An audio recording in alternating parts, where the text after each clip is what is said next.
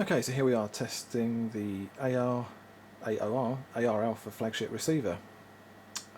Billed as a commercial grade receiver. This time we're putting it up against AOR's own SR2000A, which comes in at about a quarter of the price and is not advertised as a commercial grade receiver. So what we're going to do first of all is we're going to have a look at the FFT search function. FFT search searches large bands of frequencies quite quickly and displays lists of frequencies that you can then tune to and listen to. So both receivers are being fed from the same antenna system through a passive coupler, and they're both set up the same. So we're going to search the UHF airband from 230 MHz to 380, and as you can see both receivers are set to do that at the moment. 230 to 380, 230 to 380 in 25 kHz steps. Okay, so let's set the SR2000A off first. FFT search, 25 kHz steps with a -95 dB threshold level.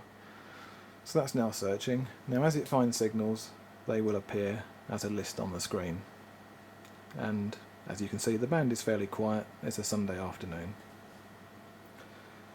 So let's do the same on the Alpha. FFT search, 25 kHz steps, -95 dB signal threshold, and the Alpha's searching. Now instantly we can see it filling up with frequencies, whereas the SR2000A isn't.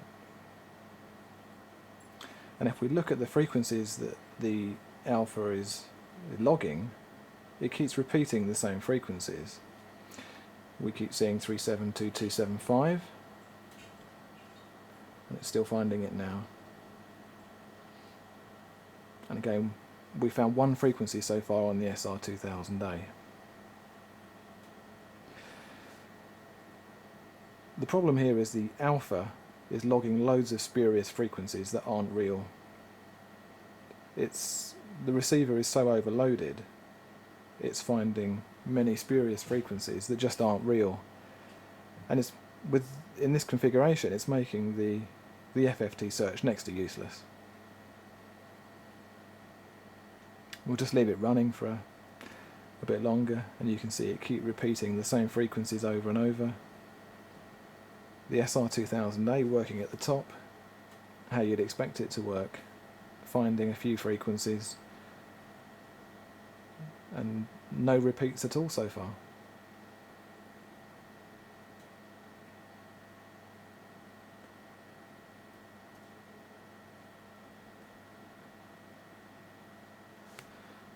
Okay, so while we've got the two receivers side by side, let's have a look at a couple of other comparisons between them. Let's take them out of FFT search mode, let's put them into VFO mode. Okay, so we've got 388 MHz on the SR2000A at the top, spectrum scope set to 2 MHz. Let's set the Alpha to be the same, so we'll go to VFO mode, 388 MHz, we'll set the spectrum span to 2 MHz the same.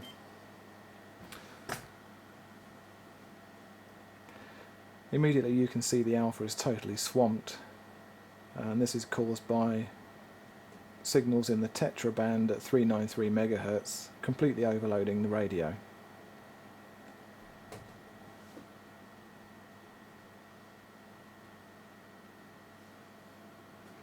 So this is the AR Alpha, a commercial grade receiver which costs 4 times as much as the SR2000A, and you can see the comparison between the two.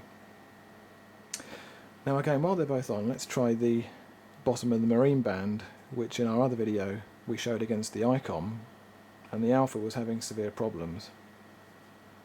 Now at the moment we've got a Procom notch filter in line to actually filter 153 pager signals. So if we tune into 156 MHz, we should see both receivers performing pretty much the same.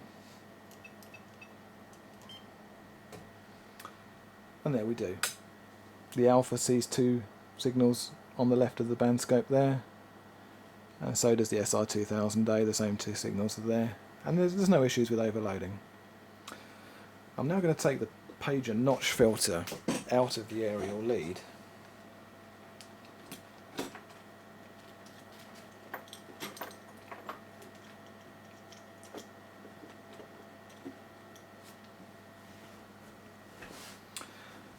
Okay, so the 153 pager notch filter is now removed, and again you can see the signals, the two real signals on the left,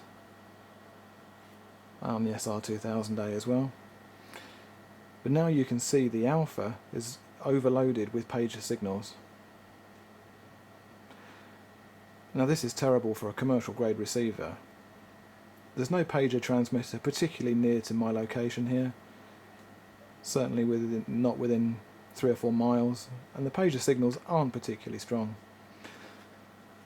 In fact, if we tune down to 153 MHz, and we'll see the pager signals. So that's what they look like on the Alpha. These are the pager signals here. And let's tune the SR2000 to the same frequency. And look how much cleaner the display looks. We see the pager signals here still, but none of this noise, interference, whatever you want to call it. It's certainly not overloaded in the same way that the Alpha is.